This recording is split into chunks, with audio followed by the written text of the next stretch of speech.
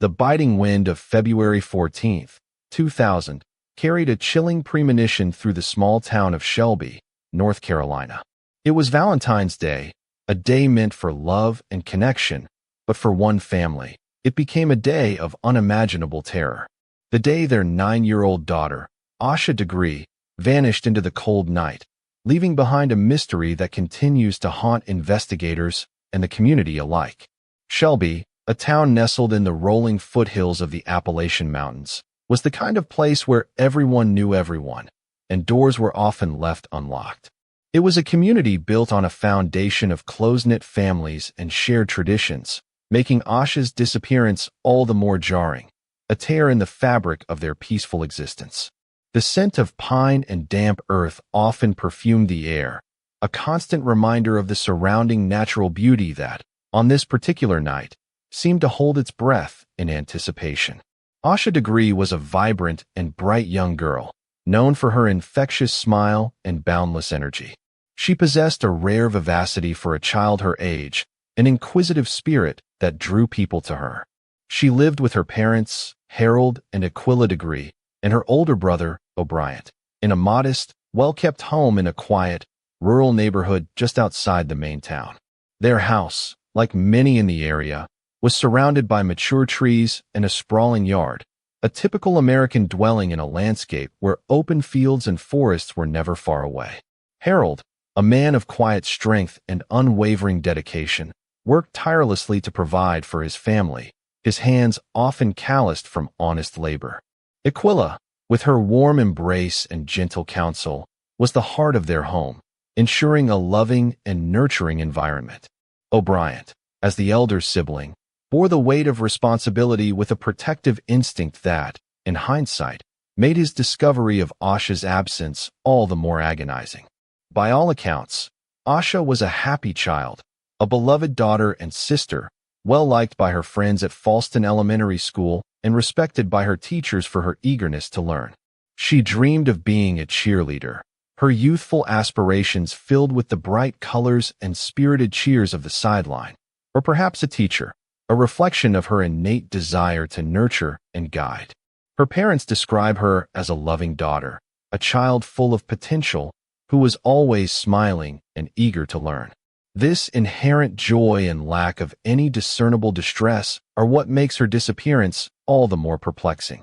There was no indication of trouble at home, no known reason for her to run away, no whispers of rebellion or discontent that often precede such actions in adolescence. Their home was a sanctuary, filled with the laughter of children and the comforting rhythm of daily life, a stark contrast to the void that would soon engulf them. The timeline of Asha's disappearance is a heartbreaking sequence of events that began in the pre-dawn hours of that fateful day, a time when most of the world was still cloaked in sleep. On the night of February 13th, 2000, Asha was last seen by her family when they tucked her into bed, around 8:30 p.m. She had likely spent the evening as any typical 9-year-old would, perhaps reading a book or playing with her toys before succumbing to the warmth of her blankets. The soft glow of her bedside lamp likely illuminated the pages of a favorite story, a quiet prelude to the coming night. Her parents, Harold and Aquila, went to bed later that night, unaware of the nightmare that was about to unfold, the silence of their home unbroken by any foreboding signs. The stillness of the night, usually a source of peace, would soon be shattered. At approximately 3:30 a.m. on February 14th, O'Brien, Asha's older brother, awoke.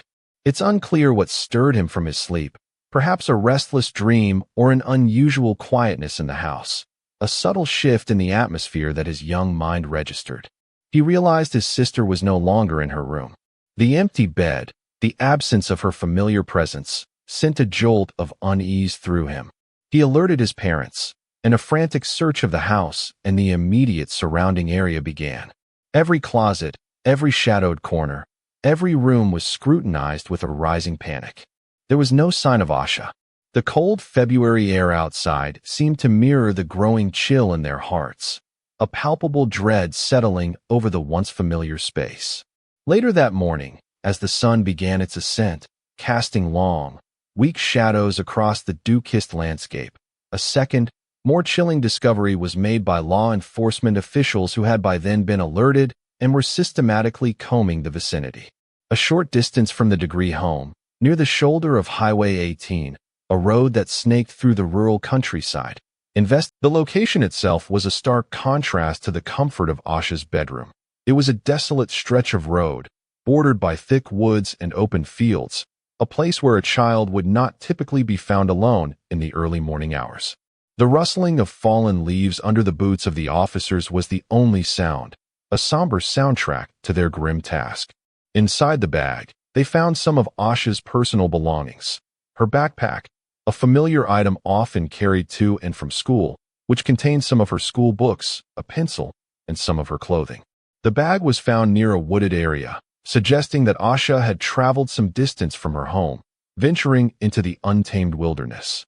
The discovery of her backpack, packed with essentials, indicated this wasn't a spur-of-the-moment decision, a child wandering out in a sleep-induced state. It suggested a degree of planning, a deliberate departure. These findings led investigators to believe that Asha had indeed left her home on her own, but the profound questions of why and where she might have gone remained a gaping, agonizing void. The vast expanse of the surrounding woods seemed to swallow any potential clues, offering only the silent, indifferent gaze of ancient trees. Despite these significant developments, the physical evidence that could definitively answer what happened to Asha has remained elusive. The FBI, along with local law enforcement, has followed up on every possible lead, meticulously piecing together fragments of information, interviewing countless individuals, and sifting through mountains of data. The meticulous nature of their work was evident in the countless hours spent poring over maps, canvassing neighborhoods, and retracing every known step Asha might have taken. Yet, nothing has ever come to fruition, no concrete answers, no undeniable trace of Asha's whereabouts. The search for Asha Degree has been described as one of the most exhaustive in the history of North Carolina, a testament to the dedication of those involved, but also a stark illustration of the case's intractable nature. Investigators have explored every angle: potential abduction, runaway scenarios, and even the possibility of foul play, but the truth has remained stubbornly hidden.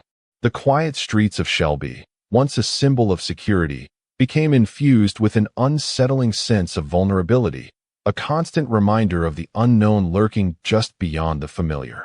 The whispers among neighbors, once about everyday matters, turned to hushed conversations about Asha, their faces etched with worry and speculation. The impact of Asha's disappearance extends far beyond her immediate family.